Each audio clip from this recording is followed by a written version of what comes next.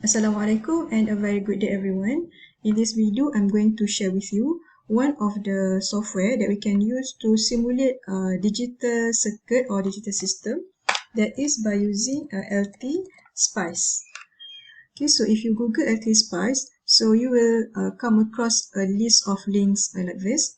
Okay, so you can go through all these links to get to know more about LTSpice. Okay, so what is LTSpice and so on and so forth. Alright, okay, so there are a lot of links over here.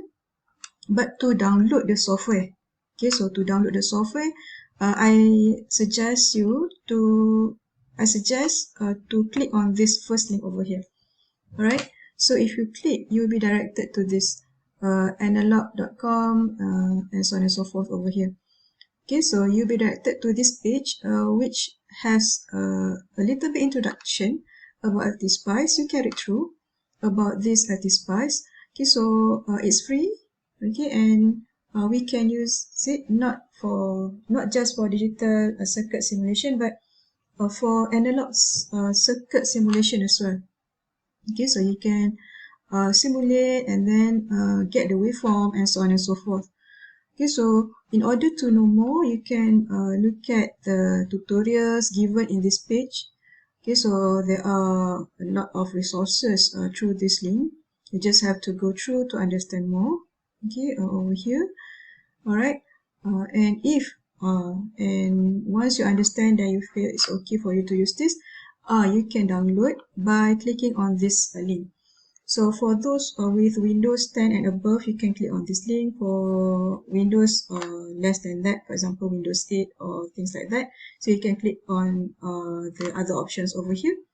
Okay, either Windows XP or this one. For those who use Mac, for Mac OS 10.15 and forward, then you can click on this, and for the others, you can click on the other link over here. Okay, so once you click on this, install, and then once you install, launch the software. Okay, so launch the software. So once you launch the software, it will be something like this. So if you click on once you have downloaded, okay, so if you click on the software itself, LTSpice, you'll be directed to this environment. So in this environment, in order for us to create a new circuit, click on this button, new schematic. Okay, so once we click this, then we'll be directed to this environment. If let's say yours might be a little bit different, you can look at over here. So if you undo the show grid, then you have something like this. I think yours might appear something like this, isn't it? Or if let's say you prefer to look at the grid, then you can click on view, show grid. Then you have something like this. Okay, so how to add component to construct our circuit. So see over here at the menu on top of this. Okay, so you have this one icon over here. When you hover through, then it will write over here component, isn't it? Okay, so if you hover through this one, then you can see that here it says component. So once you click on the component, then you will be shown with this dialog box. So if let's say we want to add a D flip-flop, okay, so you can write something like this. Okay, so maybe D flip-flop, then it will be directed to this D flop. But if let's say just now, if you want to directly search for digital circuit component, so you can click on this digital. Okay, so click on this this what we call this directory icon over here. Okay, so you can click on digital, then you can see a list of digital component available in this software. Alright, so for us, we use, let's say we choose D flip-flop.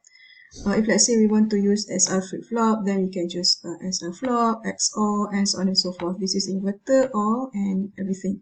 Okay, so let's take back our D flop, then choose OK.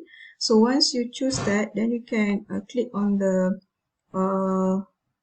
circuit over here on the environment to add the component. Okay, if you don't want to add the component, then you can just click escape, so it will be gone. So once you add the component, let's say you want to wire the component. Okay, so you can click on this wire over here. Okay, the pencil icon over here, and then you can click on where you want to put the wire. Okay, so if let's say you want to end it like that, so you have to right click and then it will end over here. Okay, so let's say we have another one here. Okay, right click to end it, and then another one at the clock. Okay, so right click to end it, and then we have another one at clear. Right click to end it.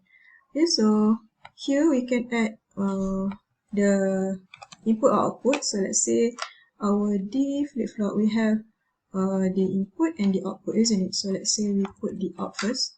The out, put as the output. Okay, okay.